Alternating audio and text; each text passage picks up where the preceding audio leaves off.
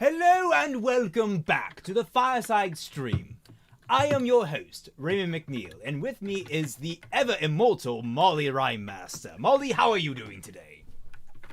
Hi everybody, happy Frog Day. I'm using my Soul Calibur 4 fight stick in order to play NCAA Football 08 because I don't have a PS2 controller. Oh crap, it's Friday. I actually meant to have something for this one. Yeah, it catches up on you. I was surprised it was Friday. Like, this week has gone by fast. To the point, like, I've been trying to write my script for the Sweet Home video this entire week, and it's just not coming to me. I'm sitting there staring at, like, a blank page, and I'm just like, I can't... It's a show that I want to hate more than I can, because it's just so... It balances out to being meh.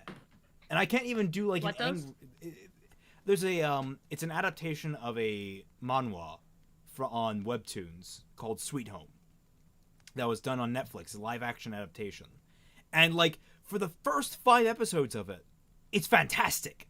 It's, like, beat for beat, recreating all these wonderful scenes in 3 dimensions. You can see all these characters come to life. It's wonderful. And then they start introducing little plot elements, and you're like, wait, that wasn't in the comic. I don't remember that.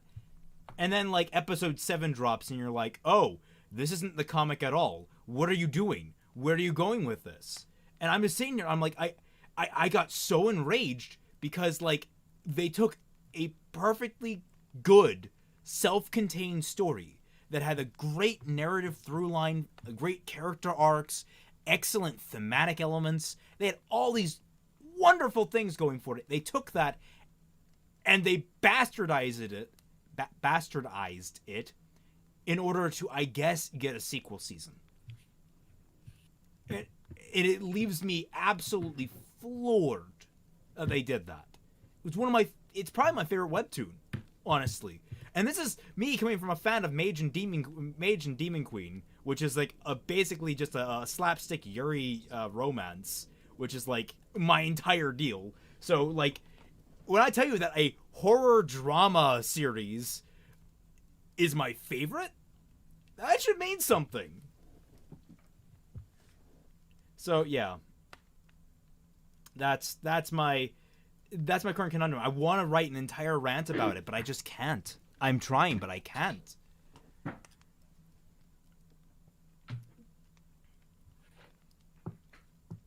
Let's see what some of the chat's saying. I heard Rain Master. You're apparently Rain Master now. R-E-I-N. You know what? I'm just gonna start saying my real last name is like Reinster, and that's where it comes from. That's not my last name, but I pretend it is.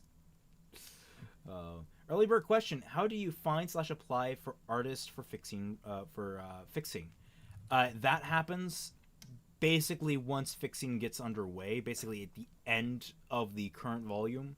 So basically, once this volume of RWBY ends, which I know seems really far away at this point, once that ends, keep an eye out.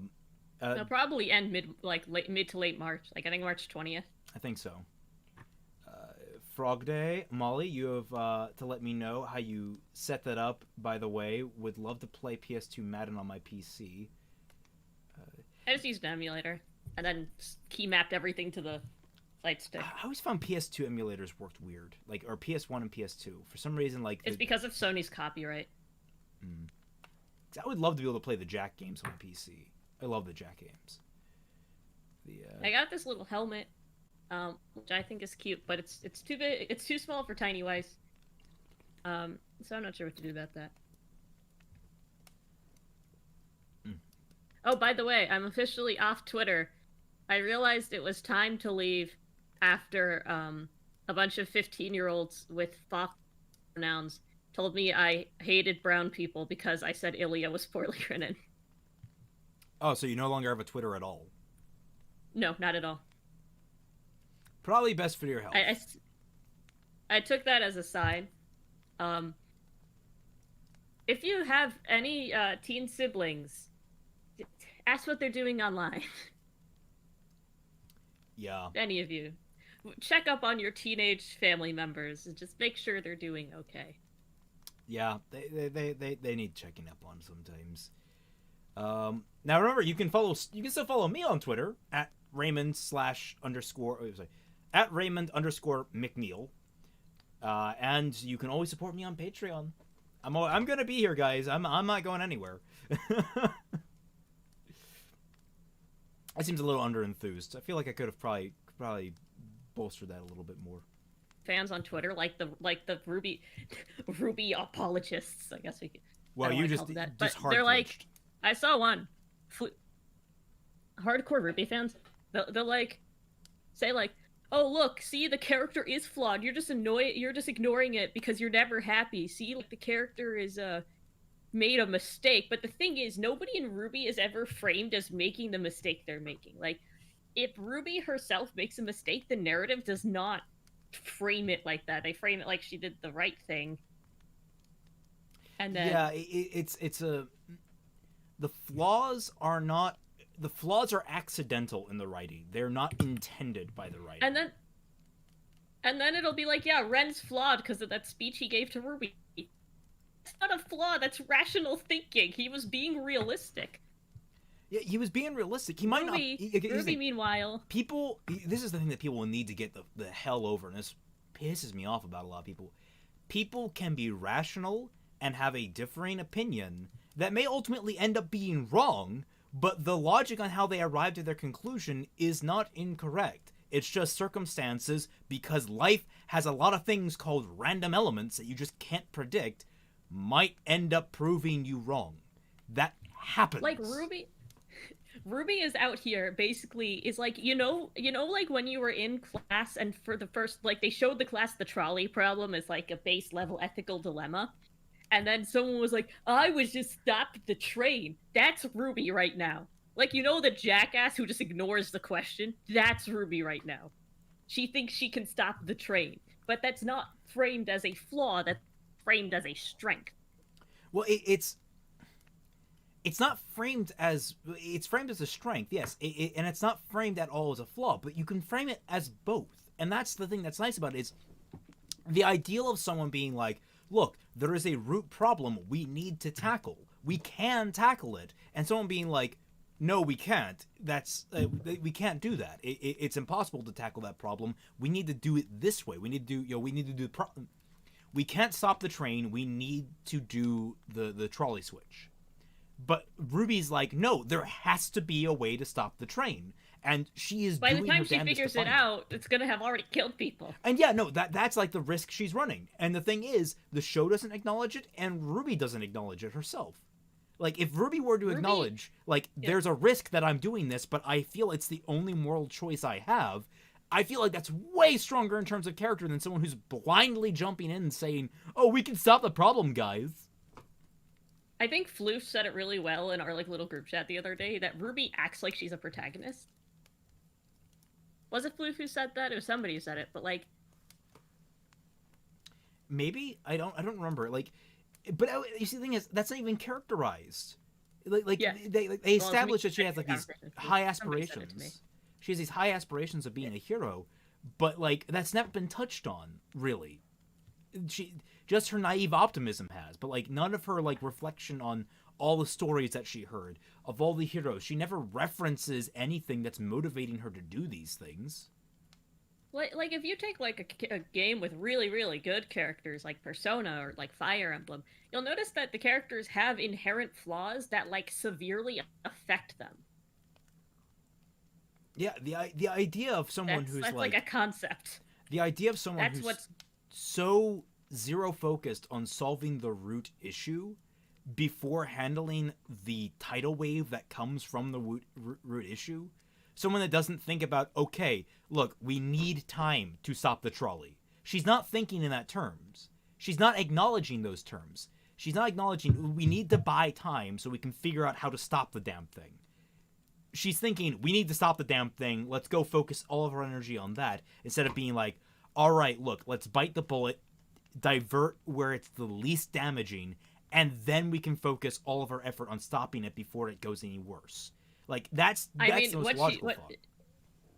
that ship has sailed because all of her, like, guys, we need to save Mantle, had her completely forget that that's not even the place being attacked. Which again, acknowledge it. Acknowledge she made that mistake. Wow, yeah, well, we are really off topic for today because we're not talking anywhere near this topic. I know, I just needed to say things. And now you can't. You're not on Twitter. Also, people like it when we neg Ruby. True. Oh yeah, and since I'm not on Twitter, Ilya is an incel and also a terrorist, and that's canon. Yep. She can't go back on that. Although, also, you can't say Ilya is a brown person when she's only brown like 80% of the time. She is a multicolored person. Huh. Hadn't really thought of that.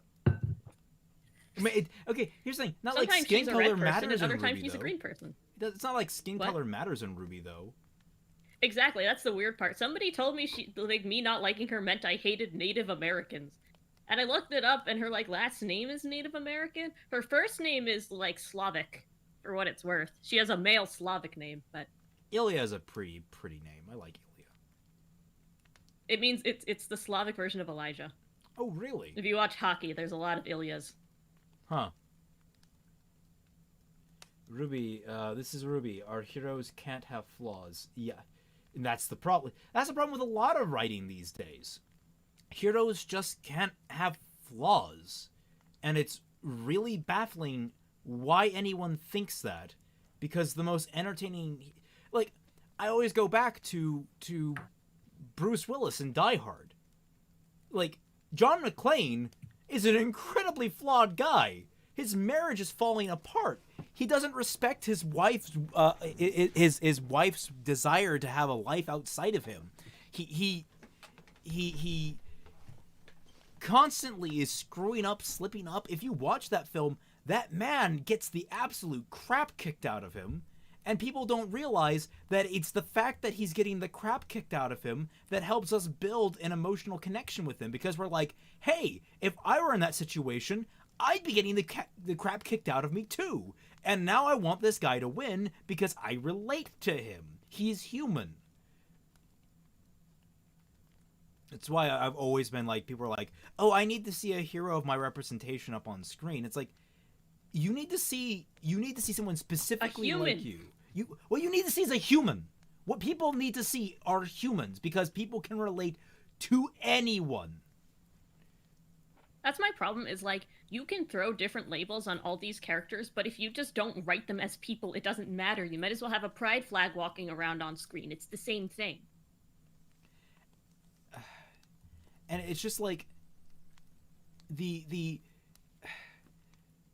it's one of those things where like people would probably call me a racist for hating the main love interest in The Flash. I hate Iris West, Allen.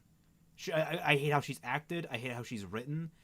It's honestly just the worst of all world combinations for that character, that actress, those writers. People would probably call me a racist, but then I turn around like, yeah, but look at Joe West, her character's father, who's awesome. That man can walk around talking to me about garbage philosophy stuff all the time, and I would listen with rapt attention because he just has that presence, and they give him writing that supports him. And even when they don't give him writing that supports him, the man can carry a scene on his own. He has weight. It galls me that like people. We're getting off into the weeds into like how media. Hold on, no, CJ brought up Fire Emblem. That means I have to talk about Fire Emblem. We'll get to the writing in a minute. Here, Moopa joins the stream late anyway. Like, here's the thing about Three Houses. This is why everyone liked it, is because every single protagonist in the game is like a garbage person. Edelgard has been so, like, terminally fucked up by her past. She has, like, this incredibly, like, ruthless side of her brain, and then a very sympathetic side of her brain that's, like, constantly in conflict. Demetrius has a straight-up psychotic break. Rhea is basically enslaved an entire continent under the Catholic Church, like, medieval style. And then Claude is an ass. Claude actually has a similar problem to Ruby characters in that he does terrible things and then like the game doesn't acknowledge it. I don't like Claude. Anyway,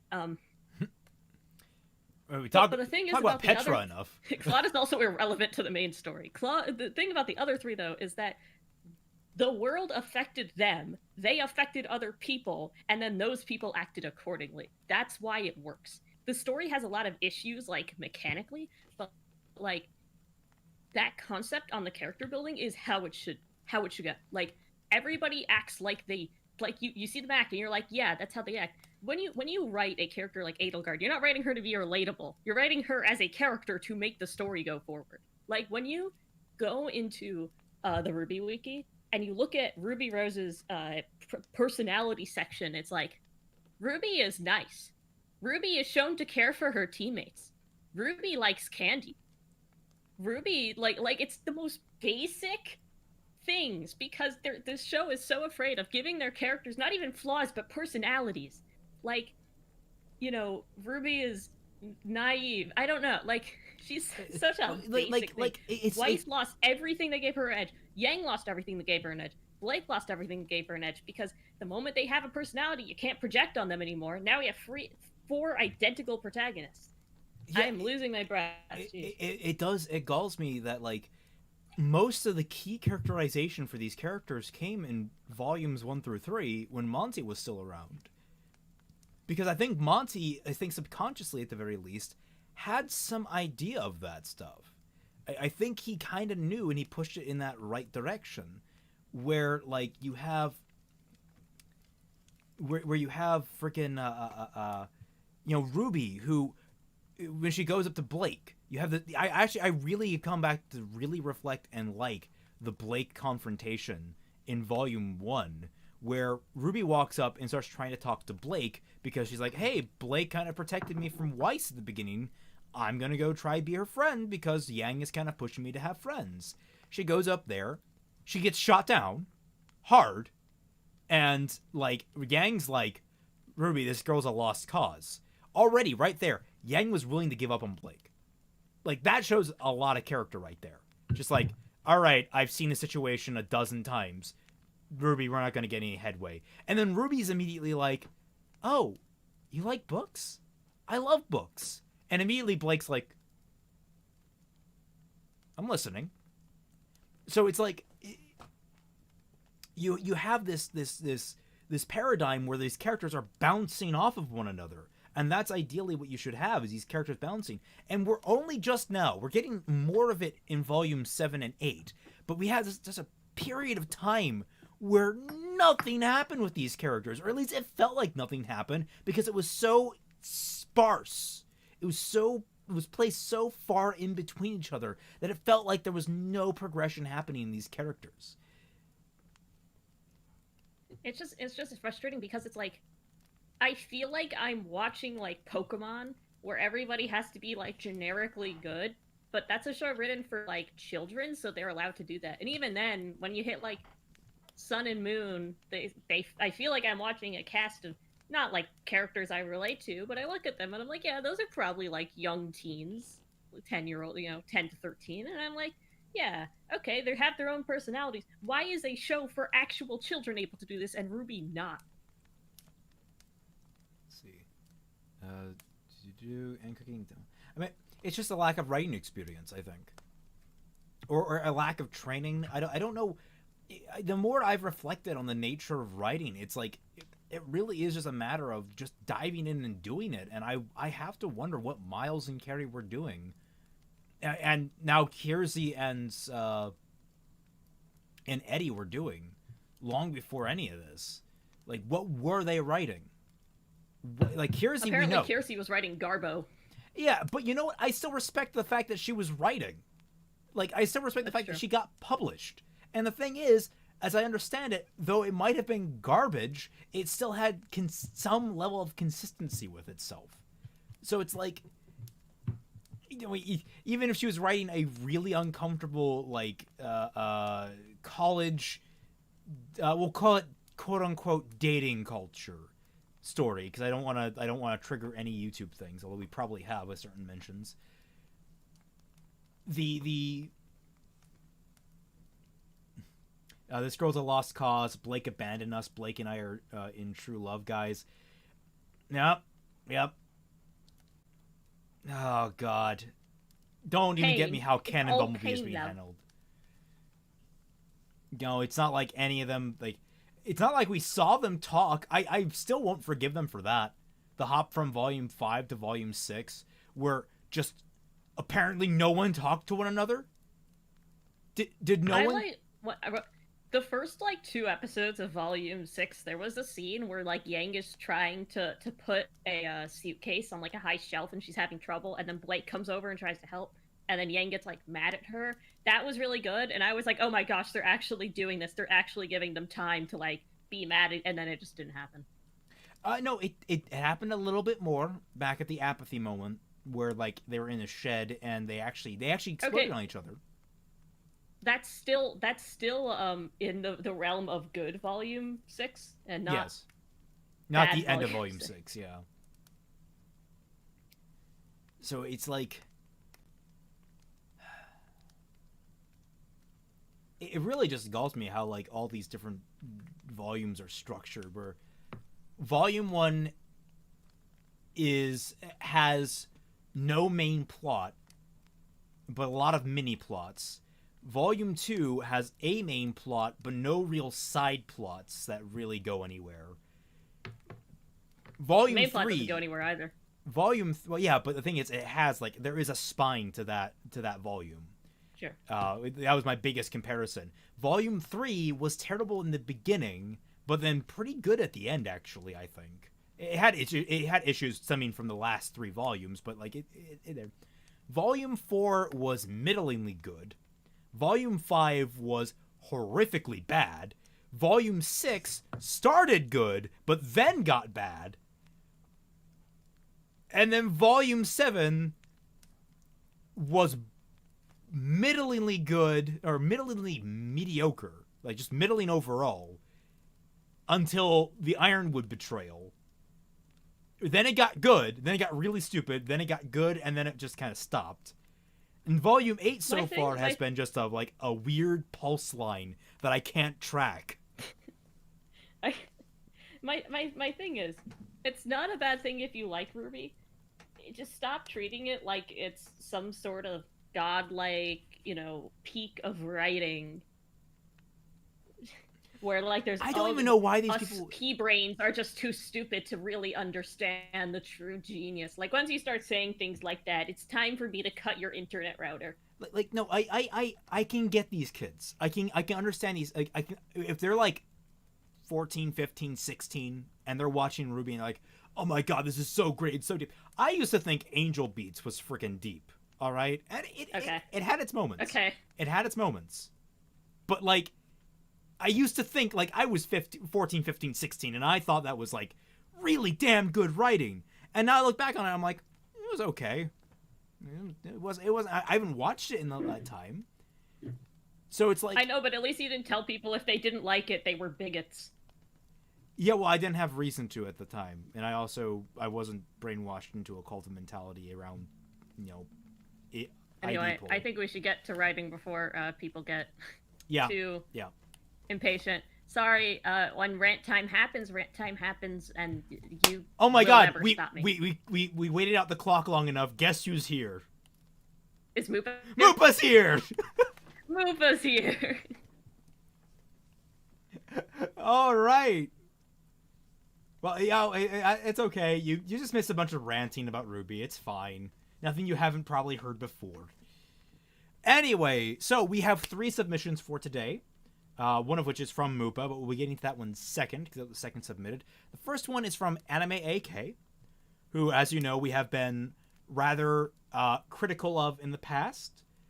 But he did show some promise, a little bit of improvement last time, so I'm hoping we see more of an upward trend here. We're still going to be harsh on you, buddy. But, we do it out of love. All right? We're trying to help you here. Okay, so... Hold Her Tonight by Anime AK 116. For the record, I need to remind everyone that the prompt was romance with a side dashing of Soulmates, if you could swing it. Did we get anything beyond that? Was that just the prompt? to remember if we did anything beyond that prompt. Not really. Okay. Earth, USA, Alaska, apartment complex 117220. Oh. Bill number 1. Dear Mr. Edward Buck, we regret to inform you. Bill number 5. Okay,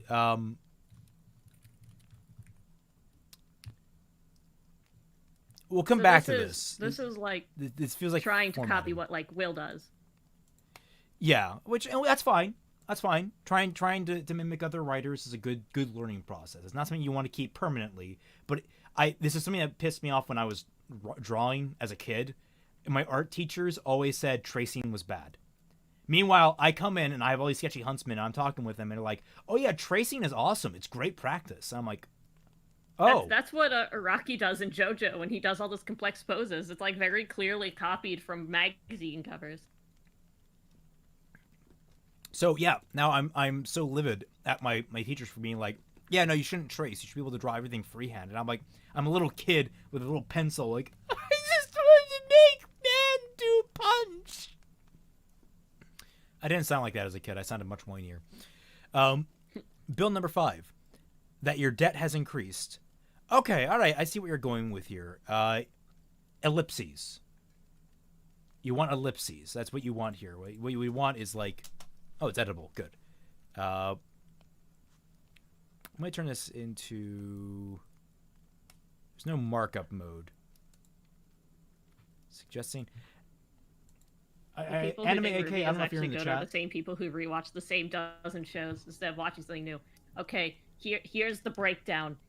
Korra, Steven Universe, She-Ra 2018, Ruby. That's the shows they watch. Sometimes Attack on Titan, but they'll only do it for like the well-written gay ship, and then not get the point of why that was well-written and why the other ones are garbo. But yeah, go on. I'm trying. How do you get the word count? Because this is actually a little bit longer than I think we asked for, but you know it's fine. It's okay. Let's go through some of it then. Okay, word count is, yeah, it's about 1,000 words. All right. So what I'm gonna do, I'm actually gonna paste a copy of this, and since we can edit it, I'm gonna paste a copy of it down at the bottom. Molly, you want to scroll down with me, and we're gonna edit it in real time because that's fun.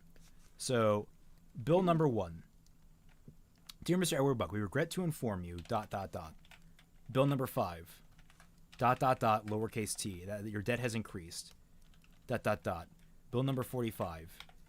Consistency of formatting is very important for the reader because like that's what's going to inform them of things. Bill number 45, ... 1,543,978 glimmer currency, tax deductible. Debt to the Clovis Bray Corporation for property damage and life insurance for several key scientists to the corporation. Please pay off the debt by January of XX to 23XX otherwise. Don't be afraid to put official dates. Don't do the Mega Man method. That only works really for video games or gamified things. The Mega Man method. Well, yeah, that's where I know it most from is like the year is 20XX. It's like, okay. I know. Do Ace Attorney and put it uncomfortably close in the future. Yeah. I mean, yeah, that'd be great. God knows, we're at the point that Phoenix has already been disbarred. So we've got, we got another 7 years until Apollo Justice happens. Is that right? It's a 9-year gap? Something like that. Okay.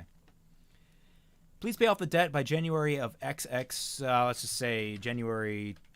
I don't know, you even name the date, too, of 2356. There we go.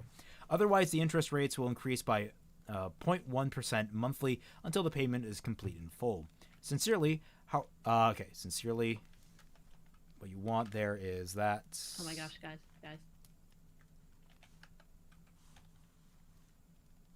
Her bun is wearing it. That's great.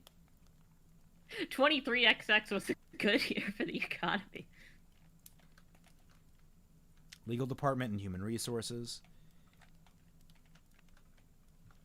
You want to put any questions we can answer. What I would recommend here is italicizing all this. That helps give us a clear that this is a note. It's something distinct from the entire piece. So either italicizing all this or indenting all of it so that all of this is like you can utilize these little bars at the top, so you can like just let's put it about halfway, and then give it block formatting or no centered format. No, that's right. No, I need to do these. Why is it doing that? There we go. Hold on, I need to tie Weiss's shoes. Then we can do this. That's what people really come for the stream for. Is this One 4-year-old moment. Weiss plushie that I've put in various funky outfits. Nah, I'm not gonna do shoes today.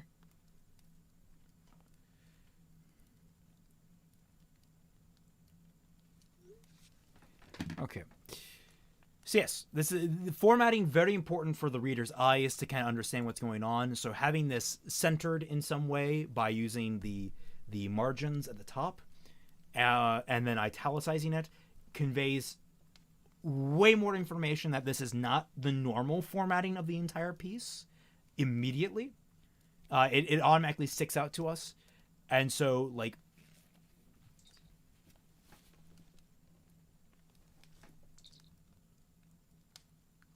credit card? Did I not schedule it? I'll have to take care of that after this. Sincerely, Howard Linger, Clovis Bray Corporation, Legal Department. You don't need of, you can just do comma. Linger, Clovis Bray. Okay, so. What am I going to do? You said as a sigh escaped your lips.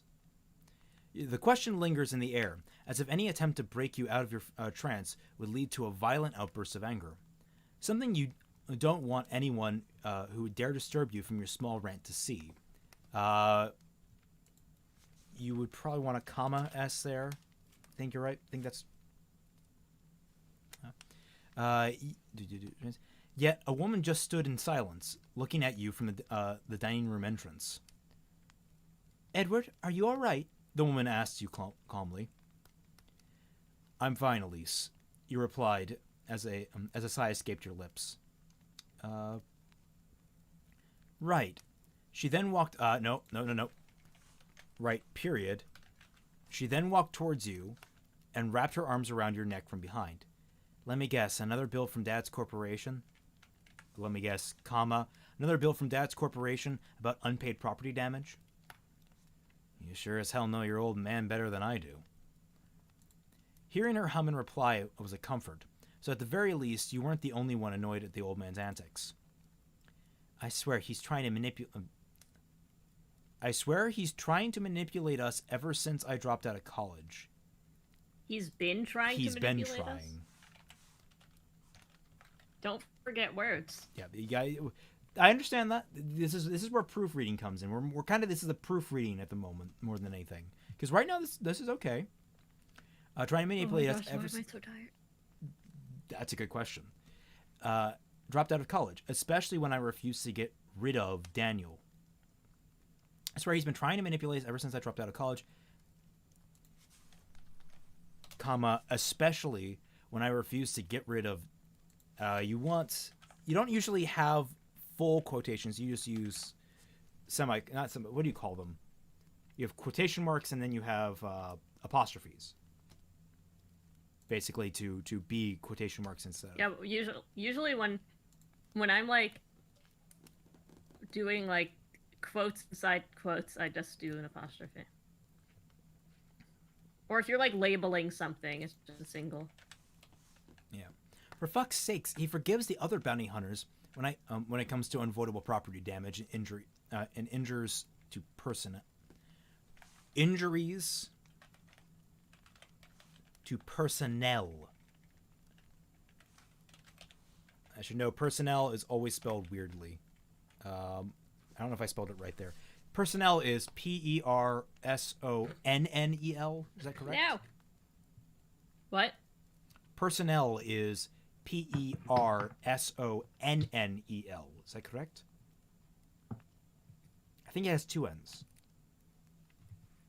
And the spell check isn't popping up, so I'm assuming it's right, but you can double check. Yes. Yes, it's 2 L's. Okay. By the way, there's the object version of personnel is materiel, and I think about that sometimes. Okay, good. I just can't help but feel useless. Duran told me he was experiencing the same thing. I'm sorry I dragged you into this shitty life. Recommendation, not really a necessary, but you could do a semicolon there. I think that kind of, because it feels like he's kind of saying that in the same breath, but it's different context. So it's like, I just can't help but feel useless. Duran told me he was experiencing the same thing is different than, I just can't help but feel useless. Duran told me he was experiencing the same thing. Like, it kind of has 2 different feels if you get that. Where a semicolon feels like you're just immediately jumping into the second change. You couldn't help but feel the shame overwhelm you again. Because no matter what you did, the debt was unavoidable. Clovis was just unforgiving, or didn't care that you were trying to keep our family out of these dealings. I think you missed a Y there. Your family out of these dealings. A kiss touched your unkempt, wavy, short brown hair. A little over-descriptive, wouldn't you say? Unkempt, wavy, short brown hair. Unkempt should already imply wavy, like, or at the very least, it's not, neat and straight. Yeah, so you can kind of nix wavy. Your unkempt. I don't even know if you need short. You can get that out later. I don't think you need it to be short. That's your unkempt brown hair, as Elise rubbed your back gently. Hold on, I need a cough drop. Okay. Weiss will take over. Well, some great insight, Weiss. Absolutely. Man, Weiss is better at this than Mollie is. Don't you guys agree? Yep.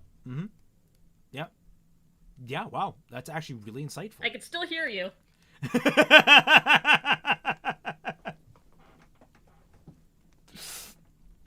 Okay.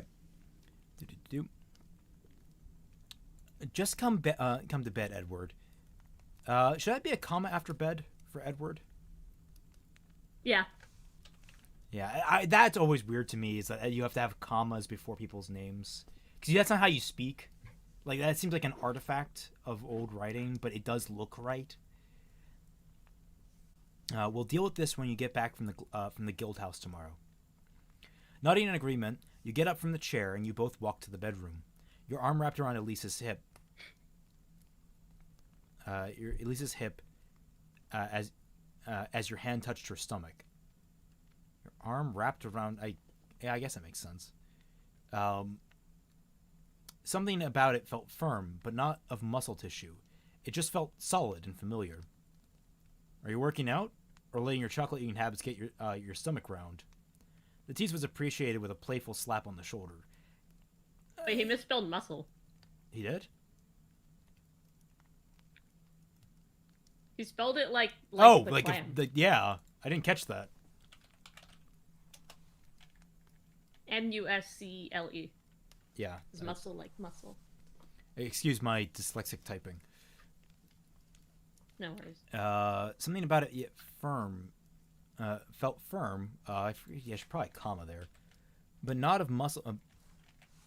Not of. This sounds weird, but it wasn't muscle tissue. And if you really wanted to kind of streamline a little bit, just felt just solid and familiar. I don't know what that means to be. I guess the tease was appreciated with a playful slap on the shoulder. Oh, I see how it is, mister. Well, your punishment is no sex for you tonight. Now go get a shower. You reek of alcohol and death.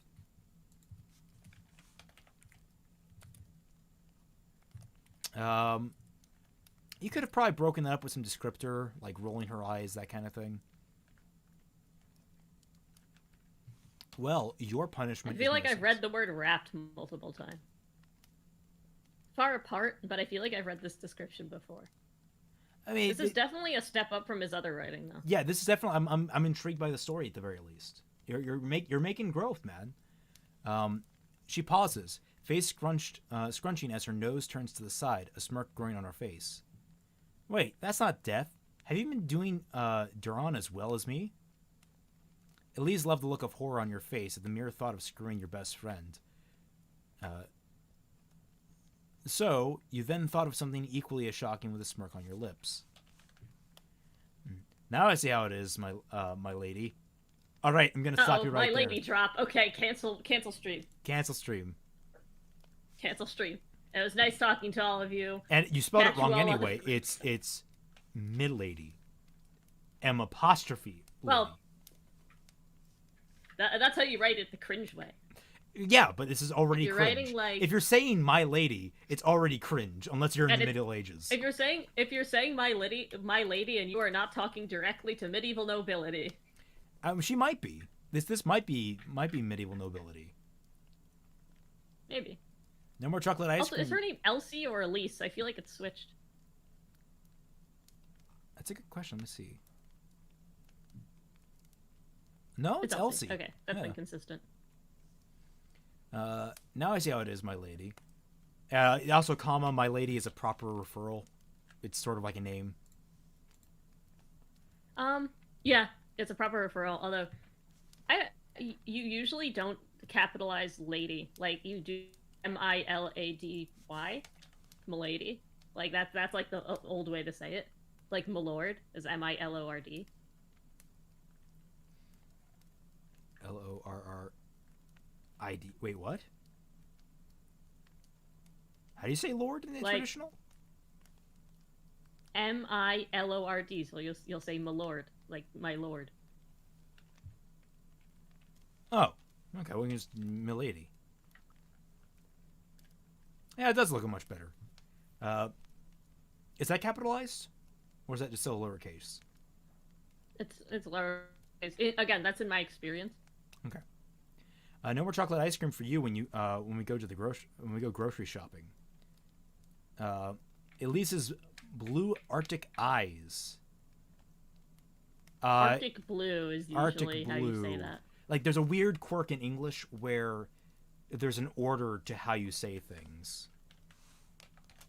Arctic blue eyes. Well, it's in a lot of languages, but specifically in descriptors, you do like. I mean, that's just how the language works.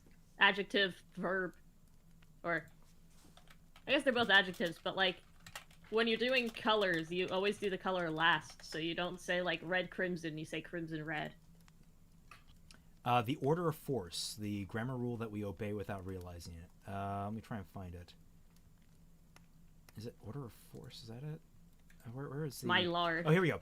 It goes, always ranked accordingly. Opinion, size, age, shape, color, origin, material, purpose. That's so interesting. That's something that we just naturally, as English speakers, just follow. So, and it's specifically this is specifically in circumstances where it's all adjectives, as in these are all words that describe or in some way modify a noun. So you say like a angry, tiny, 4-year-old, tiny. Where's Tiny Weiss from? But she is an angry, tiny, 4-year-old, angry, Tiny Weiss. Yeah.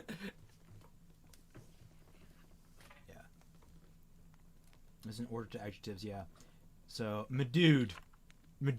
That's the new madude. Medaddy. I don't know Weiss's origin. Oh god, slightly sassy.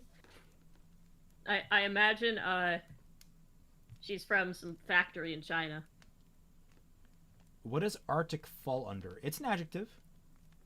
It's an adjective. It It describes would something be cool. Like the thing is about color is that like it's not really in that adjective section. I don't know where you'd put it.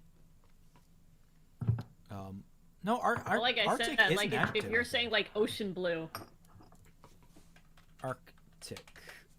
Let's see. Definition. Yeah, Arctic definition, adjective, relating to the regions around the North Pole, very cold. Yeah. So. wives addressing their redditor husbands like Millard ass. That's brutal. Elsie's electric blue eyes, white Arctic blue eyes. I want to say electric. Widen in horror as her skin turned deathly pale. How dare you! How dare you! That's horrible! Shower, now! She screamed in playful, abject horror. I don't know if it can be playful and abject. I'm pretty sure, like, abject is, like, kind of an earnesty thing. Yeah, abject. My recommendation for this is, comma, feigning abject horror. She's faking being abjectly horrified. Yeah, I think that's what he was going for. Yeah. But he already got the shower by the time she got of her shocked state. What? I feel like we're missing a line, a couple of lines, because that you should not be using but here. So I think by the time you got out of the shower, the shock had worn off. Her shock had worn off. That's probably it. Her shock had worn off. Oh, I'm so gonna pay for this later, you thought, as you quickly went to the master bedroom, letting the hot water rinse off your body. Italicized thought, inside quotations, is a way to do thought. I don't really do it anymore, but I used to a lot when I was younger. I typically have it in just plain old description, so let me give you an alternative to how I would handle this.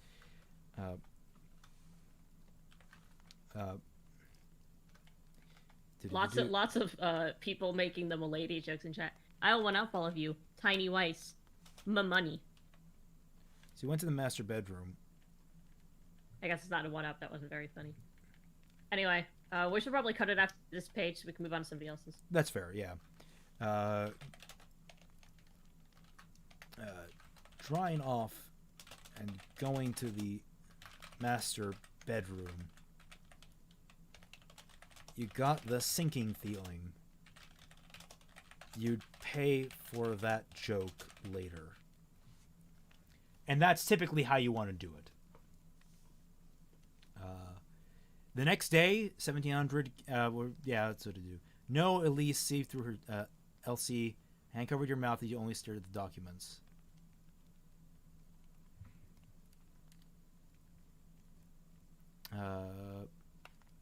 Interesting. Okay. I think actually maybe, like, is this, like, swapping after the guild visit? No? What's going on here? I'm really curious, actually. Give him 1,000-yard stare and reply. My riches. We need to have answer tomorrow, you replied. This is why we didn't relieve your debt. This has manipulation all over it. He has no morals. Oh, she's angry at... Okay, never mind. She's angry at her dad. That's fine. Okay. That was... So, yeah. Anime AK, this is by far and away probably the best thing you've written yet. Even better than last week. So, I wanted to read the rest of it. It was just too long. That was the issue. It was just too long for what we needed, but... Yeah. I was intrigued. We're really happy with your progress. Yeah, I feel happy because, like, I feel bad about how we kind of treated you earlier, and, like, I understand you were kind of frustrated with that, but I think you finally caught something here, and I'm happy to see it. Now, Moopa, hi there. You finally have yours. Moopa. Do you want to read this one, or do you want to read the Frontier one? I don't know, because I'm still eating this cough drop, because my throat really hurts. Okay. Now I'll do this one. You can do Frontiers. I sacrifice for you people. Oh, and she has like little chapters in here. That's cute. Chapters in short stories are weird. They're just weird conceptually to me. It's like, you have like 2 pages. How are you doing that? 1. The tall meadow died Freyner's frock. Okay, docking points. I can't pronounce that. Freyner's frock green as he ran. From atop the hill, there was I got it. There was only an old human. His siblings were nowhere in sight or smell. He hugged his teddy bear close. Then the human spoke to him, and he screamed and toppled. Hold on. I'm not taking off for it being a name I can't pronounce. I'm taking off because it shares a name with a Warhammer character. No, wait, no, there's actually plus points. My friend likes Warhammer. I also saw it on the Boku no Hero Academia fandom wiki, and I was gonna say I'm taking points off for it being BNHA related, but then I realized that's the fandom wiki, which means it's a bunch of 13-year-olds making up characters. This isn't working. My joke has failed. And my voice cracked. This isn't my moment. The fall of Mollie and I, master, never to be seen again. Then the human spoke to him, and he screamed and toppled down the hill. When he climbed back up, the human was laughing, loose skin jiggling. How was she able to see him? Father told him that humans couldn't see It's Freyner. What? It's what? Freyner. Freyner. Yeah. Okay, Freyner. But what? I guess this is Fairly? Like Faye? Okay, so for some context, Lupa says, this time I tried aping the style of a book called Loris, where there is no quotation marks or any of the dialogue, so this would be interesting. That is interesting. I like how you're always trying to like mimic some writing form and see what you can do with that. Yeah, no, because that's how The Road, I think, is written. I've never read it myself, but I know that people were like, oh, there's no quotation marks. It's really weird. And I'm like, oh, okay. How was she able to see him? Father told him humans couldn't see Feli. That was fair folk anymore. Admittedly, she didn't know how anyone else could see the good neighbors. Even then, her vision of him was like a living glass.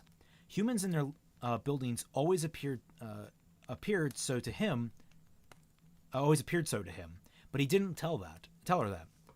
Her name was Bernadette.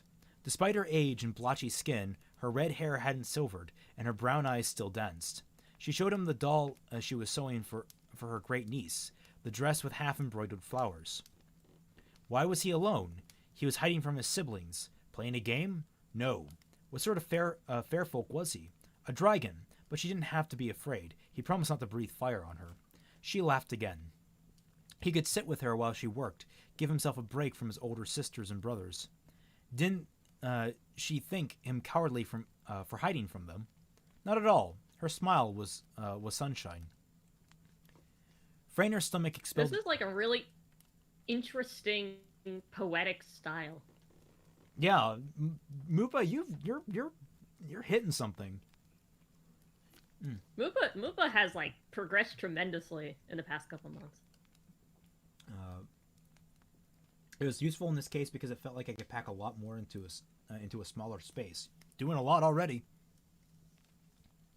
Freyner's stomach expelled its stomach expelled its contents on the alleyway's concrete floor. Eating human food was necessary to be seen and interact with them, but that didn't stop it from tasting like rancid meat. Music thrummed from the other side of the wall, leaking under the nearby back door. A human woman spoke to him. Freyner wore red and blue shades to hide his eyes, but could still see colors plainly. Her smooth hair was deep red, her eyes light brown, her ruddy complexion made ruddier from merriment. He called her Bernadette, confusing her. He shouldn't have said it. This woman only looked and smelled to be in her 30s. Besides, Bernadette had died last century. The woman's outfit was distracting, and he averted his gaze.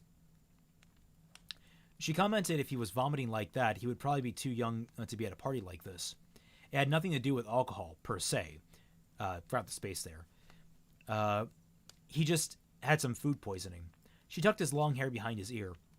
Whatever you say, and her name was Sylvie, for the record, like Sylvie Vartan. She was scandalized when he didn't know who that was. How old a cutie pie like him? I think how old was a cutie pie like him? He couldn't say. He was already 140. I don't know. That's like an older style of writing. I'll let it slide. Okay. He couldn't say he was already 146. 15, he guessed, his human equivalent age. Did his mother know he was out? His mother's dead. Sorry. Don't be. It's been years. Still. He dragged his arm across his mouth. It was late enough. He might as well head home. When he turned away, Sylvie called to him. She understood needing to get away, but he shouldn't let his lifestyle consume him. Beneath her makeup, heavy bags and the crook of her elbow pinprick scars. He was a handsome young man, with his whole life ahead of him. Her eyes were gentle. Frainer sat... Sylvie Vartan was a famous French singer in the 60s and 70s. Okay, so he's like friends. Okay. Frainer sat on the front step of the bakery restaurant, hanging his head. He'd been riding around the village in the shadow of his mountain all day, and nothing to show for it. So much for eating human food again. Did he mind not blocking the entrance? He looked into the rosy face of a girl with long red hair, light brown eyes, and a backpack on her shoulders. He gasped, but he headed her off. Yes, his eyes were purple. Thank you, he knows. Sorry, she just never seen someone with purple eyes before. What was her name? Did she have a family in the west near Spain? Not as far as she knew, and her name was Lilith. If he needed a place to sit, there were tables and chairs right over there. No, he didn't want to be mistaken for a customer. Had he eaten here before? No, that was too bad. They make great stuff here, especially coffee. He had to take her word for it. Was he a tourist? No, he lived in the area for a while. He must be from Venanson, or Valdebor, something like that. He was half listening. In terms of biological development, she was only a little younger than him this time. Her smartphone chimed in her pocket, which she silenced. At any rate, she appreciated if he moved out of the way. Right, he stood aside. She pushed the door open. Okay, so for context, it looks like they're in those are real places. They're in like the Alpine region of France that borders on Italy. I figured as much. It sounded about right.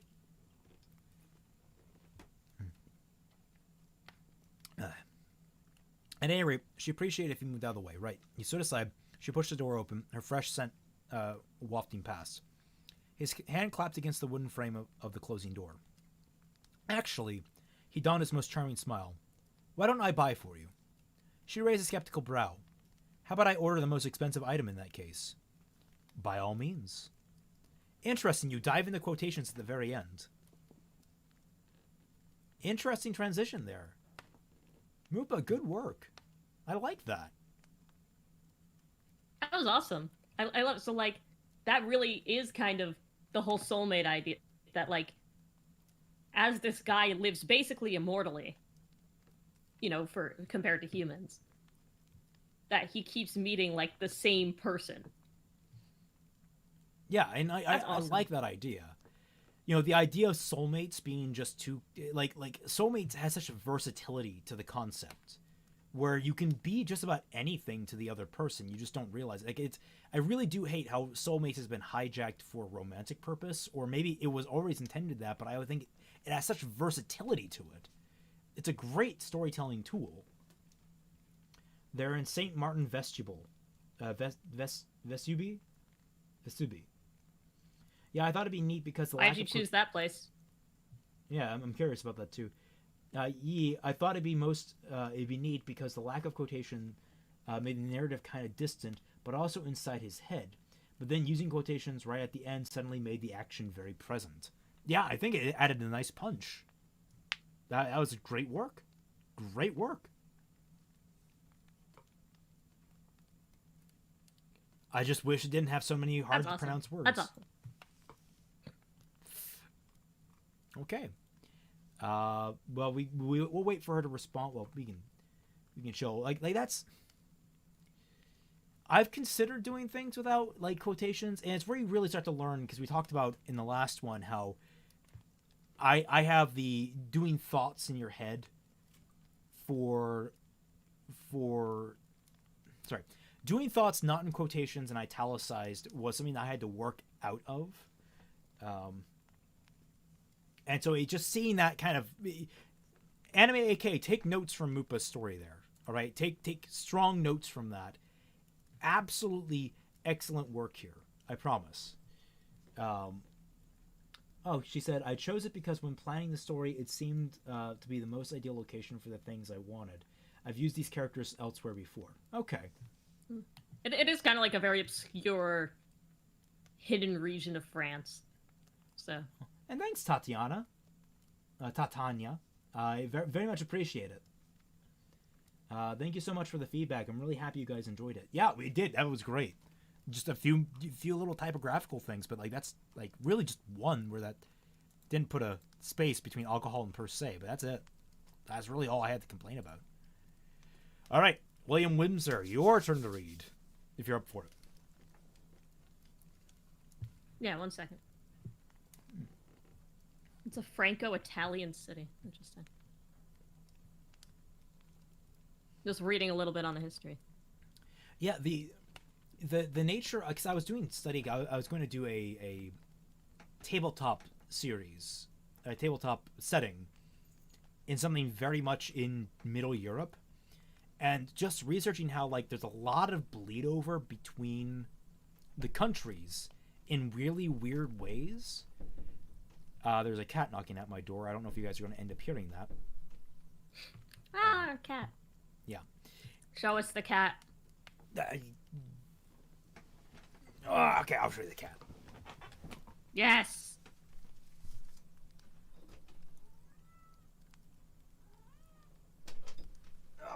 All right, here's the annoying cat. Cat. This is Jax. Everyone say hello to him. He is very, very persistent about getting inside the room. Aww. He's also getting really up there in age. And now he is getting cat hair all over my good smoking jacket.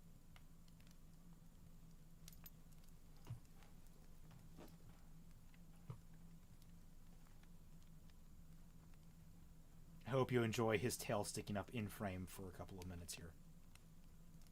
Because He's so cute. He's just walking around on my lap because he doesn't know what he's doing. Because he comes in here without a plan, and when I say, "Hey, I'm working, you can't sit on my lap because you're getting in the way," he doesn't understand it, and I feel bad. But he's so good at getting in my way.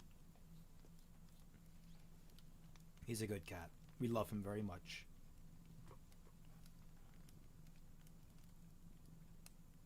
And he purrs. I don't know if you can hear that on the microphone. You can hear him rubbing the microphone. All right, come on now. Sorry, buddy. You can sit on my lap later. Okay, ready for William Windsor.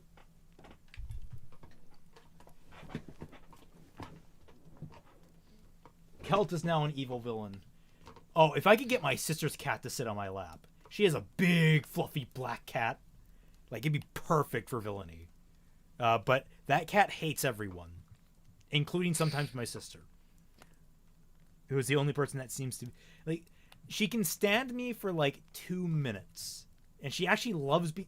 She's a tsundere cat. She is like literally tsundere, where she's like, I don't want your pets. Pet me. Constantly. Ray is James Bond villain. I would take, if I had the power of a James Bond villain, man, I would be so happy. I think I might have the weakest submission this time. Well done, everyone. Good work for you guys. Really, I don't know. We'll see. We'll see. I don't know. It looks like Frontier is trying to make Renora good, and if he pulls this off, I'm going to be very impressed. Okay. I was going to get one more cough drop.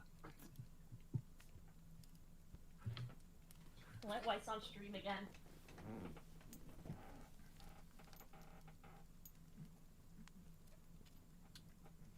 Well, she's gone. I will entertain you with this cat.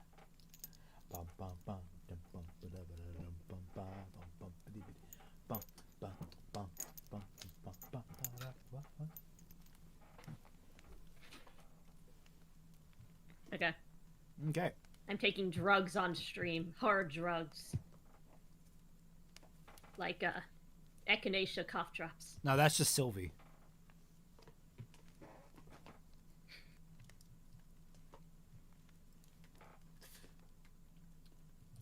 Oh god, he said perfect unintentionally. Shut up, Abe. I intend my puns.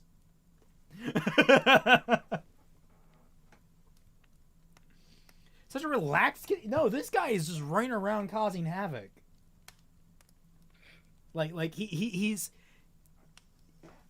very easy to manipulate, but like he when he wants to get on my lap, he will literally knock on my door to the point that it wakes up the entire house. And considering I go to bed at like 5 a.m. and most people go to bed here at like 11, that's 6 hours where I have the potential of a cat just to come over and wake up everyone. Very annoying. He's got the zoomies. Not the zoomies, it's the I'm going to break your door. I'm hitting it so hard. Ease. Okay. Oh, that's fine, Nakago. Sleep in, it's fine. Alright, so let's go for it. Ren, are you out here? Ren, where are you? That's like my rupee voice. What am I doing? Nora continued to call out as she moved through the garden, practically skipping as she searched for her partner. Okay. Ren didn't call out in answer, continuing instead with his meditation. She could find him soon enough. She always did. There you are. That's how she talks. Nora cried, as if on cue. There came a flurry of rustling leaves and snapping twigs as she began pushing her way to the small grove Red had secreted himself away in. Secreted. Secreted is a different word. Are those the same word? Are they synonyms? Secreted and secreted? Synonyms. Not synonyms. No, there's a different. There are two different words with the same meaning. Or sorry, two different words with different meanings but the same spelling. Homophones. Homophones, that's it.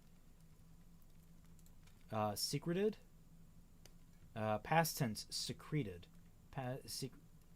The cell gland produced discharge. I don't know if secret technically has a verb. Secret as a verb. Okay. Anyway. Even with his eyes closed, he could feel her presence nearby, rumbling like a summer storm. I was looking for you. The others are still getting settled in, but we probably won't be going anywhere for a while, so we've got plenty of time. Can you tell I don't like Nora's voice in the show?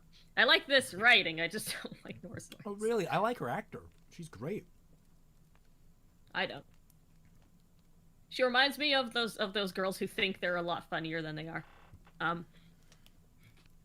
Okay, now in fairness, that fits Ruby perfectly. Ren made a sound that implied understanding, but never quite formed a word. Nora didn't seem to notice and carried on talking. It's a nice place, isn't it? Crow says it's a haven boarding house to huntsmen between missions. I met the groundskeeper while looking for you. This nice lady named Lucy. She remembers when they built it in the first place, and she actually planted, it says plated, but planted, some of these trees back when they were saplings. Though she never stopped talking, Ren could tell Nora was hesitant about something. Not through a lack of words, but in the excess of them. Babbling is what she did when she didn't know what to say, or when there was something she didn't want to. Ren knew from long experience it was better not to interrupt. Sorry, Serox. Generally, you want to set the mood a bit before you talk about secretions.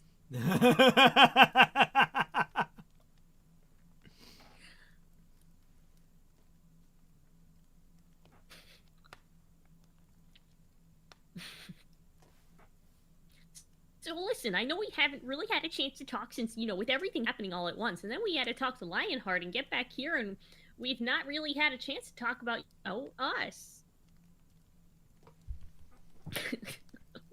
Nora's voice is like the teacher from Jimmy Neutron, turned down 2 notches. Carl!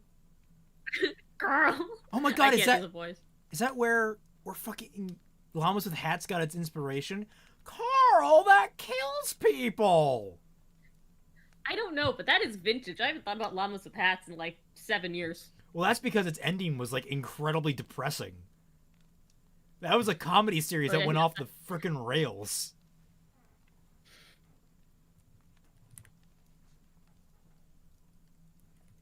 Oh no, I forgot to tell Sarah I'm streaming. Girlfriend, not in chat. Girlfriend's not in chat, guys. She will be in a second, though, I'm sure.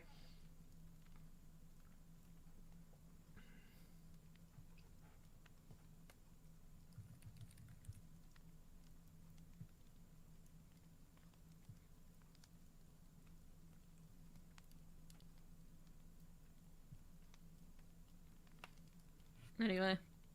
Nora began to pace nervously back and forth across the grove. Ren could picture her movements, sharp chops of her arms for emphasis, an anxious bounce in her step, the wave of uncertain hands. He'd seen them all before and was certain he would again. Or whatever us is now. I know we had that moment on the airship, but we haven't really actually like discussed it, I guess. Is that the right word? Do you discuss something like this? Guys, I know. Okay, I know I messed up and girlfriend isn't in chat. Send me frog pics or send Raymond frog pics so we could make it up to her. And if you don't have frog pics, you could send turtle pics or zebra pics. Yes.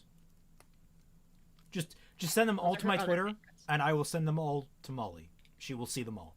I guarantee it. In fact, if you guys could like try and organize it too, just like, you know what? Here, I'll do this. I will go to my Twitter. I'm gonna go to my Twitter. Not there. My Twitter. Post frog pics for Molly's girlfriend in chat, all one word. All right, there. I've posted on Twitter. Post frog pics, and I will send her that, and then when we have all the submissions, we'll just send them all to her. And the zebra and turtle pics, guys. Okay. She likes tree frogs the best. Just remember. Anyway. Ren said nothing. He didn't know either. We don't have to if you don't want to. I know it's hard being back there and fighting that thing. I understand if everything looked different afterwards, so if you'd rather not, that's okay. Without warning. Nora stopped pace. Wait, is that Ren speaking? Oh, wait, no, it's not. Without warning. I'm sorry, Frontier. I try to keep it balanced between responding to chat and reading your thing. I like reading your thing. I'm not good at this, okay? Without warning, Nora stopped pacing and thumped down on the ground next to him. Ren could practically feel her big eyes boring into his face. It's just we've always been together since way back when, and you're my best friend, Ren, and I just like to know if we're together, if we're still just together. Because I'd like to be. Together, I mean. But if that's not what you want, then Nora. Yes, Ren? Nora asked. He turned to her, opening his eyes to reveal an expression that few had ever seen on the man's face.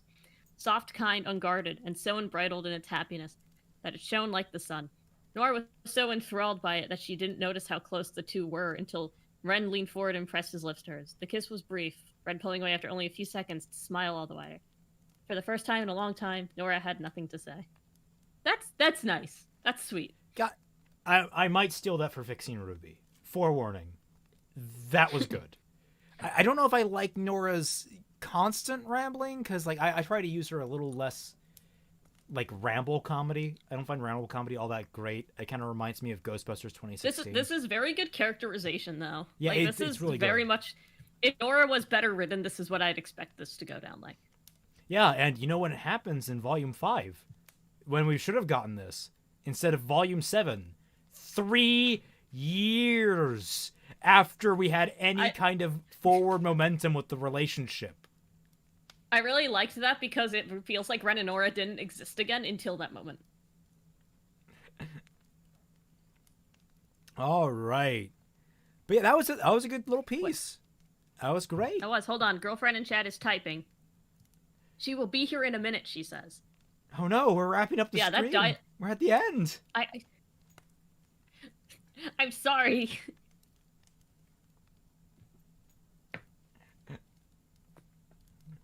But yeah, the dialogue really good, which is what really carries a scene like this. So this is like a very clear scene in my mind. Yeah, it's one of those issues that like people love Ruby a lot for its choreography and such, which at this rate you really shouldn't because it's not Monty anymore, and even Monty had some issues in choreography. But I've been watching a lot of commentary that people were talking about, like, what makes you care about a fight scene? Because fight scenes are cool, but I could literally just go and watch any fight scene I want on YouTube. What makes me stay for a story? Oh, girlfriends in chat. Woo! Girlfriends in chat. Woo! Alrighty. But no, what we can always stretch it. What makes you care for a fight? What makes you care for a story? Well, it's the characters. We care about the characters. We're going to care about the characters. That's just how that works. So I remember when I left the Tundra after people got mad at me for saying the Fate series wasn't that good. When they were trying, and they're like, "Oh, but Fate Zero has really good fight scenes," and I'm thinking like that's not a reason to care. Yeah. Here's the thing. I still like Fate Zero, but it has issues. Me and Nakako were talking about how she tried to watch Fate Zero and she couldn't get past the first 2 episodes because they are mind-numbingly boring and filled with exposition. Because they are mind-numbingly boring and filled with exposition. The story may have been actually gotten exponentially better beyond that point, but I do not fault anyone. I do not fault anyone for dropping it after that point, and there are still issues I had with the series, with that season overall. Like, I'm pretty sure I complained about Assassin being almost completely wasted. The power scaling was absolutely garbage. It felt like it was all over the place, honestly. It was just the most well-written of Fate, which is still about 6 out of 10. By the way, I want to... So, Will said that his interpretation of Nora is she was always alone for so long and now she's afraid of silence, and that's why she rambles, which is a really, like, solid characterization. Yeah. And, like... Hold on. Dean goes, shout out to... Or Cyan goes, shout out to One Piece. It gets good at episode 300. Oh, God. I have friends that like One Piece, and in one of our group chats, I'll see them discussing. It's like, yo, the way that the villain that he couldn't beat, he beat him because he got a power up. That's like, wow, the writer's so good. I'm like, that sounds like every shonen. No offense, I know you've been waiting like 8 years for the story to progress, but I dated a girl who she and her twin sister were really into One Piece. It was actually really it made some things pretty easy because for their graduation I commissioned an artist to draw them as One Piece characters and they just absolutely loved it. It was really cute. But I was dating her and she tried to get me to watch it, and we got about 5 episodes in, but we never got around to watching it again just because I had no care for it. Then again, she was also really into Once Upon a Time, so that should tell you something. One Piece is the anime Simpsons. Although I have to say, sometimes when it comes to anime, it is good to switch some stuff. Like, oh, it gets good after, like, when I introduced Sarah to Attack on Titan, we started at season 2. Like, not at the female Titan arc, not at the end of season 1, not after I just went straight to season 2. Here's the background, have fun. And she loved it. Season 2 is good. People said that about season Gintama. 1 is questionable. That it gets good after 50 episodes, and I was like, what? Isn't Gintama just like a comedy? Like, I hear that Gintama is like really weird in that it's like it's both serious but also kind of a spoof, but also like there's something to be said for like shows that have like radical changes of direction at a certain point for certain reasons. Like Naruto is a good example where they had the time skip where like things got more mature and more serious. If I understand it correctly, I never really watched far into Shippuden, so I only watched like 1 episode of that because it was not one of those shows that I just never catch. So like I could see that happening where like just you suddenly have you have these shifts in tone, these shifts in storytelling.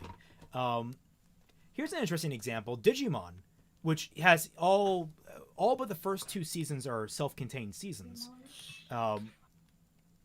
They're oh, she's talking to someone. That's fine. They're all self-contained seasons, but season 3 had a much more, did not dour, but a more downer tone, a more muted tone to it, and that's what makes it really appealing to a more mature audience in some ways. So you can have that where you can say, oh, it gets good after this point because suddenly it's appealing to a different demographic. You can have that. Well, it's still maintaining some of the core elements, like, you know, the goofier Digi-Evolution and such, but suddenly you have a lot of the more mature elements that were in the background, the original, now in the foreground. Like, I never realized this until I started really talking with Nakago. Digimon has some dark stuff going on in it. Like, you've got... the main one that surprised me is that, like, 2 characters, they have divorced parents, and it never really comes up very frequently. But, like, they're 2 brothers that are going through this fact that they have divorced parents, and they're living with disparate parents, and they're trying to bond as brothers again during this kind of... My favorite version... My favorite example of, like, a kid show getting weirdly, like, real and dark is in Pokemon Sun and Moon. It's the only season of Pokemon where, like, all the main characters are shown to have, like, loving parents and homes. And they all have, like, two-parent households, except for Mallow, who you only ever see her father. But because it's Pokemon, and usually people have no parents, you never think about it. And then one episode, it's literally just, like, by the way, Mallow's mother is dead. Like, she died of cancer. And I'm just like, what? Just hit you with That's a really sad episode. It just hit you with cancer out of the bat. They have cancer in the Pokemon world. Confirmed. They didn't say it was cancer, but she died of some illness. It was the Disney virus. There's a really good part of that episode. There's a really good part of that episode where, like, Mallow runs off, like, upset, and then Ash is like, I'm the protagonist, so I'm gonna follow you. And then Lana, who's known Mallow since they were, like, 6, is like, I think I should handle this. Like, this really isn't your play. Sun and Moon was weirdly good. So for the next, like, 10 minutes until I have to go, I think we should really talk more about, like, romance in stories. I think that what we saw here today was good. We saw different types of romance. We saw, like, this kind of established relationship. We saw this platonic or romantic, like, this vague soulmate idea.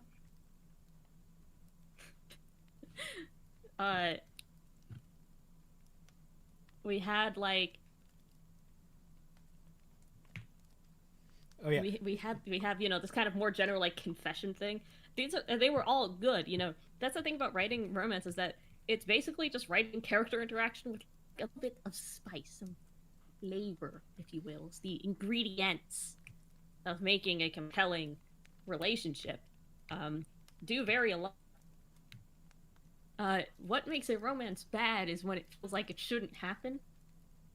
And not in the, like, opposites attract kind of way. Like, wow, this shouldn't be happening right now, which is why people hate Bumblebee. A good example in current pop culture is how they handled, and I only know this because I watched reviews on it, because people complained about this, is how they handled Jon Snow and Dany Targaryen in the Game of Thrones.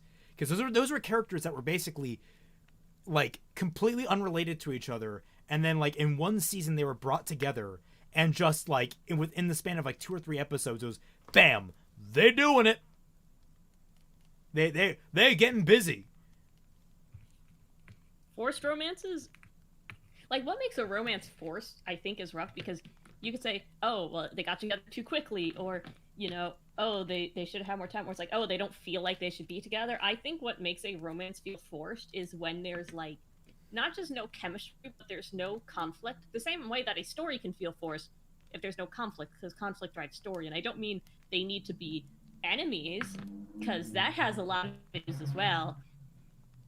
I mean, like, there should be some sort of, like, thing they work through. Not even, like, with each other, but maybe together. I've never watched Game of Thrones, so I can't say anything on this. That's fair. I've only watched, like, 1 episode of actual Game of Thrones. The rest have been reviews and what I've heard from my friends. And then John stabbed her. Yeah, John stabbed her. Well, it is Game of Thrones, to be fair. That stuff's like pretty common.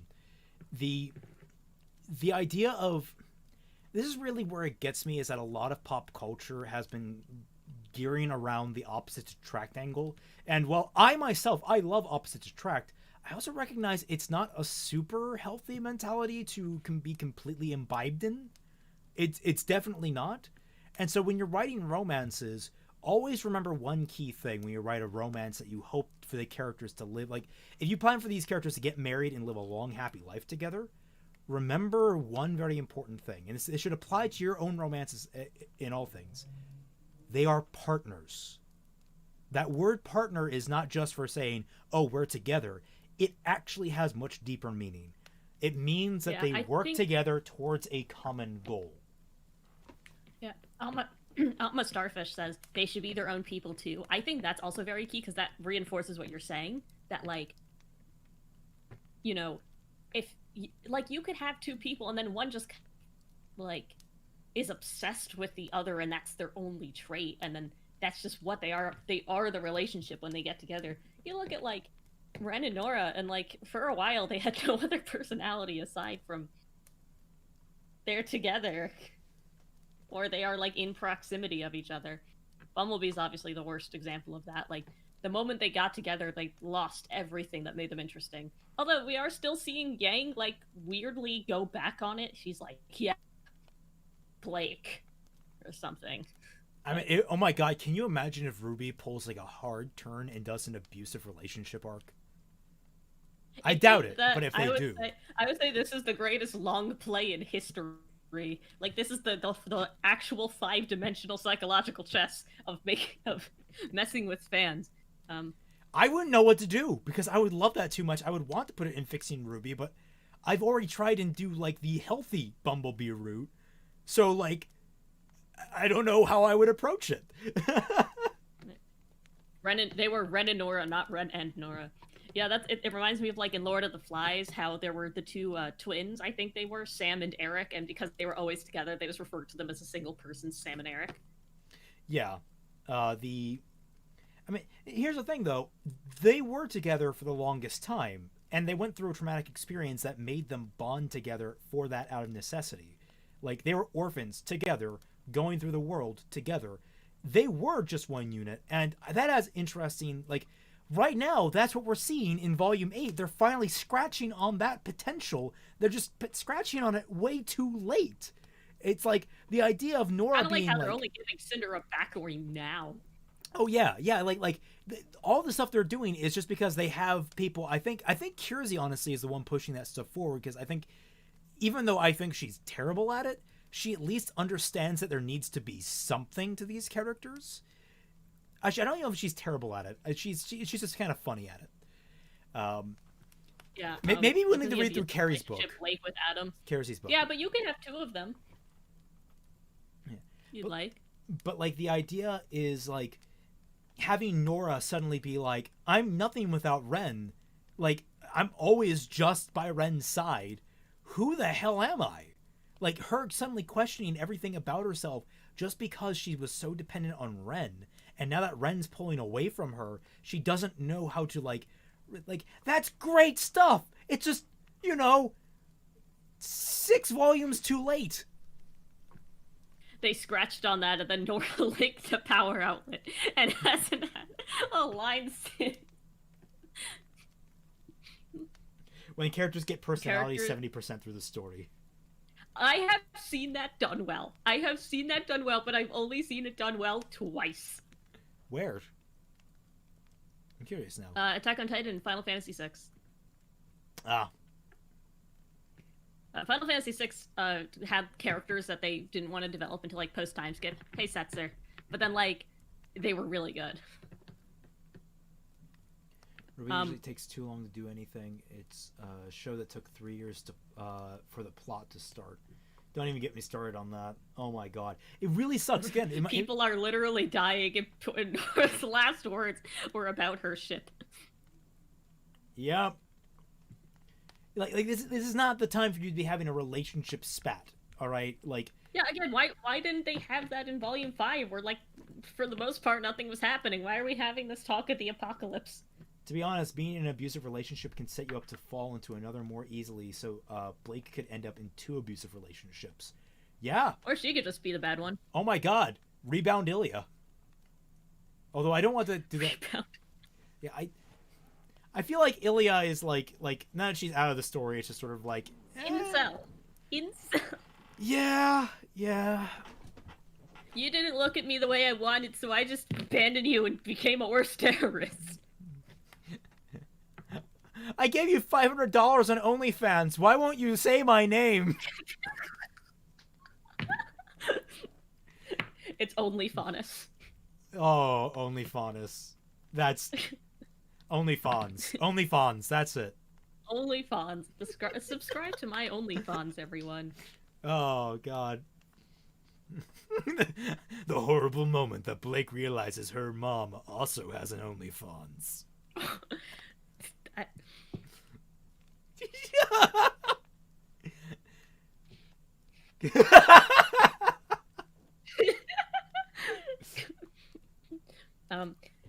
The framing wouldn't be for Blake to be the abusive one towards Yang. Yeah. Yeah, but yeah. Reminder, Blake's dad called Ilya before his own daughter. If Blake was my daughter, I'd also call her estranged best friend before her. Well, maybe he did. Wait. Call her for what? When the signal, like when Ruby gave the big message to everyone, and it shows Gira, and first thing Gira does is call Ilya. Well, I mean, wouldn't he just assume that Blake is already like there and kind of like? Let me have this. All right, no, that's fair. It's fair. I'm trying to think. There's probably some reasons why he would call Ilya first, but you're right. It is weird. Ilya X Emerald, guys. Yes, I actually, no lie, I think Ilya X Emerald would work really well. Also because I saw some suggestive art of them and it was oddly cute, but like in a really. I like how if they make Emerald X Cinder canon, that means we're gonna have like another gay incel. Well, no, not an incel. Simp. Gay simp. Simp. We're gonna have a gay incel. We're gonna have a les-cel and a simp. Which I don't know how I feel about that representation. Although Ruby's first trans character mentioned advocating for genocide and being trans in the same conversation, which is worth thinking about. What I liked is that like they kind of I argued this with everyone on stream. She in a way argues for we not on stream but in our recordings, like or no, I think it was on stream with Dashi and Fatman and Britt. But like in a way she argues for the genocide on the grounds that she is trans. Or that she was hated because like it's not one for one, and I was rightfully tongue lashed for that. But all the same, it was really weird, just sort of like, I'm trans, let's burn this city to the ground. I understand they want a diverse cast, but I feel like they should not have framed it like that. Yeah, I feel like that's a really bad idea. That's another example of Emerald's another great example of a kind of failed romance in that regard. I mean, I guess her story is interesting, and it's not really a romance as much as it is like a you saved me and now I'm obsessed with you for the rest of my life kind of thing. But I don't know. Yeah. God, I still think Emerald. Like I'm kind of excited to see where they take things. I like the idea of Emerald turncoating because it's like that's something they've set up since Volume 5, and actually they set sort of like her having a moral conscience up since Volume 3. Yeah, like where I think she was the one that was worried about all the destruction. I can't remember. I remember like the big issue is that between Volume 2 and Volume 3. Her and Mercury kind of flipped morality, where Mercury was the one expressing at some point the horror that was going on, and Emerald was the cold one. By the way, as for the May scene, I do want to clarify how she says it is, my parents didn't like that I helped Mantle, so it's less that she advocates for it in that, it's... She was talking specifically about my parents didn't like that I helped Mantle, so I transitioned to rebel against them. And also because I don't like them, let's let Atlas and the hundreds of thousands of people that live there burn. Do we know exactly how Emerald was saved? Saved how? Like how she was found? She was like robbing a store because she was like homeless and desperate. And then Cinder was like, join me. Emerald is going to leave Cinder at some point, I'm sure, because there's simply no way. Cinder, take her Simpter. her tendons to get a box from a higher shelf. Because brownie points are better for Kruby than actually telling a good story. Yep. Just basically look good, grown ass Emerald in off the street. Mercury new design just to leave his for the books with Tyrion. Yep. Serox in V2 both were pretty cold. In V3 Emerald was sad that people died. Mercury pretty much never varied. Okay. Alright, that answers that. Okay, good. And I'm glad they started giving her characterization of having a more empathetic I nature. like that they started the characterization and it just kind of held it on hold for literally half a decade. Well, no, because then they had Volume 4 where she was like, gasp, Grim, in a place that spawned Grim all the time, with an evil spider lady that births Grim. Gasp! So she's like, okay, she's horrified at that. Volume 5, she had her emotional breakdown. Volume 6, I don't think we saw her. You got 30 seconds of volume. I don't count that. Volume 5, she got a bit of focus. Probably about 5 minutes. It's not bad. Considering the focus all the other characters By the way, got. I do have to hop out. Oh, you do? I have to hop off in a few seconds here, much as I'd like to stay. So we should choose a prompt for next week. Okay. Prompt suggestion. Oh, that was fast. I think we already had one where it was expand on underdeveloped Ruby characters. Yeah, that's where our writing prompt was. Should we do a prompt for this week, or should we just do a Phoenix Wright stream next week? I mean, I'm thinking we could start thinking about other things. Maybe ask what other things people might want us to stream, and then you could let me know, and we'll decide throughout as the week goes on. Okay. We don't have to acknowledge Volume 5. Okay, good. So where should we leave this off on?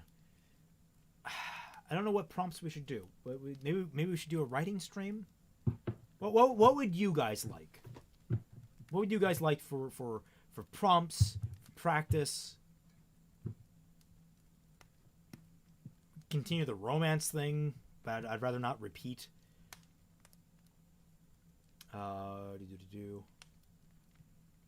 We could just do an entire stream where we just share pictures of cats. I think that'd be fun. And frogs. And frog cats. That one makes no one happy. Frog. So we could have a chill stream where we just talk about whatever. Yeah, I'm thinking we might just want to do a nice chill something stream. Maybe you know what? I'm going to set up the Ace Attorney stream. I'm going to do that. We'll do that next week. We'll do Ace Attorney. I know you guys come here for writing prompts and such. I think we're all going to take a brief break from all the writing stuff and just relax a little bit. And then we'll come up with a prompt during that stream that everyone can get in on, and we'll alternate then maybe, because we're kind of running out of prompts. We want to kind of stretch that a little bit. Nice and relaxed, something just chill. Why not just have a Ruby discussion stream? I mean, that is your whole brand. I mean, true, but it kind of How about a Q&A stream? Q&A stream? Well, because I'm not at 10,000 subscribers yet. I need 10,000 subscribers. I'm only at 7,000 something. It could also be Q's for me. No, but you don't have a subscriber count. I'm kidding. I have answers to give to questions. Do we? I have Q's and A's. We do still need to schedule another artist stream. Yeah, we do need to do that. All right, I'll put it up to a vote on Twitter. We'll have.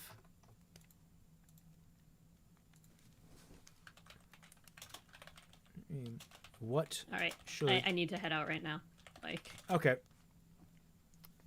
Yeah. Well, how about we just writing stream subscribed? All right. All right. So I want to give a good suggestion. We'll go with that for next week. Scene setting. Set a scene. Set a scene for a story. Basically, this is sort of like how you begin a story, but instead you're setting a scene. How do you set tone, place, and setting? All right. All right. I'm gonna have to. That'll be next week's prompt. Thank you all so much for joining us, and we'll catch you all on the